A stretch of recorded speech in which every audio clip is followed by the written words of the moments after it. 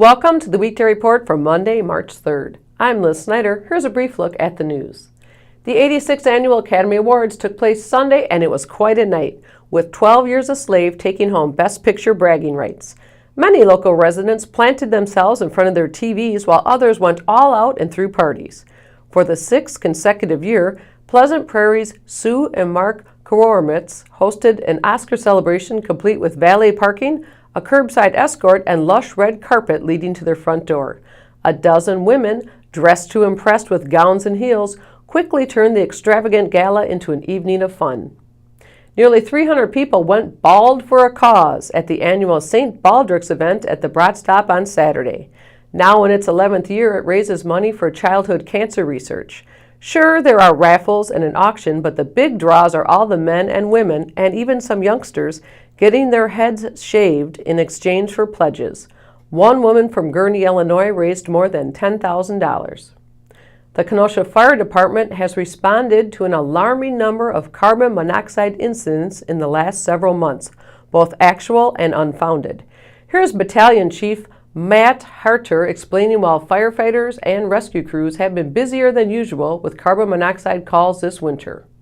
But something that we have seen this year, which is different than what we've experienced in the past, is this long cold streak in conjunction with very high gas prices for natural gas and LP, as well as the unavailability for wood. And people are getting inventive in the way that they're choosing to heat their apartments, they're heating their homes. And we've seen people make some extremely poor choices that has placed them and their families into a bad way because of that. Green eggs and ham were on the menu at the 6th annual SEUSS-A-THON Saturday at Carthage College. The wisdom and poetry, as well as the food creations of author Theodore Geisel, were on display as families gathered to celebrate all things SEUSS. Volunteers organized the effort, which included a special photo opportunity with the Cat in the Hat and the Grinch. The Carthage women's basketball team is headed to the NCAA Division III tournament behind another College Conference of Illinois and Wisconsin title. Here's Mike Johnson with more. The Carthage women's basketball team captured the College Conference of Illinois and Wisconsin Conference Tournament Championship Saturday with a tense 63-59 win over Illinois Wesleyan at Tarbell Arena. The Reds have now won both the CCIW regular season and tournament titles in back-to-back seasons and will move on to play in the NCAA Division III tournament. Michelle Wenzel scored a game-high 17 points Saturday. Stephanie Kuzmanik made a key bucket and free throw in the final minute, and Taylor Boardman, scoring 2 of her 12 points at the end of this video, was a key contributor off the bench. Carthage will find out Monday if it will be hosting first and second round NCAA tournament games next weekend. Mike Johnson, Kenosha News. What's trending today?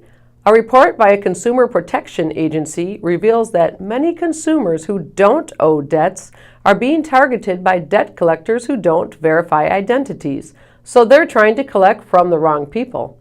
Have you been harassed by a debt collector who has mistaken your identity? If so, go to our Facebook page and tell us about it.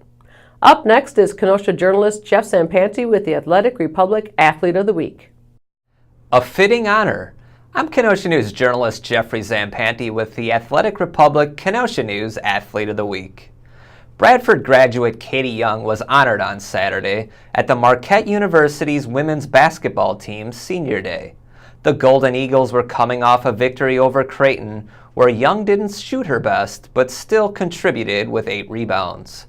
That game came on the heels of a 26-point, 12-rebound performance in a win at St. John's.